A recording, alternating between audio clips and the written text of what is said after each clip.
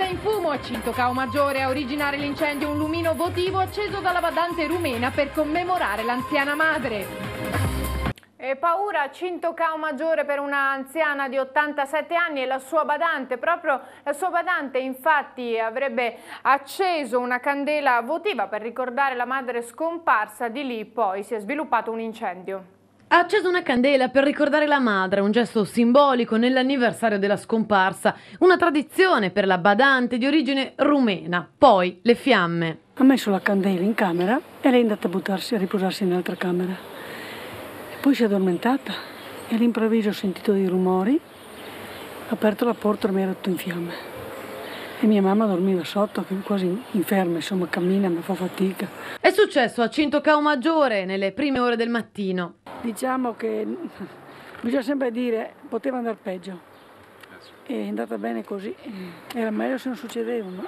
Eh sì, perché vedendo queste immagini pare quasi incredibile che sia l'anziana signora sia la badante siano sane e salve. È stata una vicina a dare l'allarme, subito i pompieri con più mezzi, ma per la casa ormai pare ci sia poco da fare. Guardi, dentro, se lei vede dentro penso che non vale la pena anche perché la casa è vecchia. Ok, la stanza più danneggiata è quella a metà. Le altre non sono tanto danneggiate, però qui il soffitto sta cedendo. Era già una casa vecchia, ma mia mamma diceva per me che a una certa età, con la badante, finché il Signore mi dà la forza di star qua, sto bene. Paura, tanta, tantissima.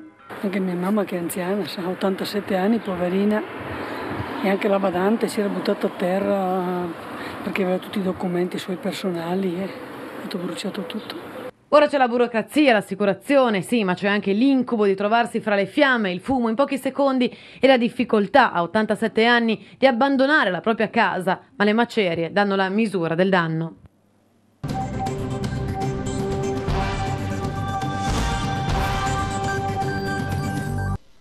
Stamattina a Cintocao Maggiore per un incendio che ha distrutto un'abitazione rendendola inagibile. Salve per miracolo un'anziana di 87 anni e la sua badante. Fiamme e fumo le hanno costrette a uscire dall'edificio. Il rogo si è propagato poco dopo le 7 da una camera. A causarlo una candela votiva lasciata accesa durante la notte. Sul posto 2 squadre dei vigili del fuoco che hanno provveduto a spegnere il rogo, distrutto completamente il tetto dell'abitazione.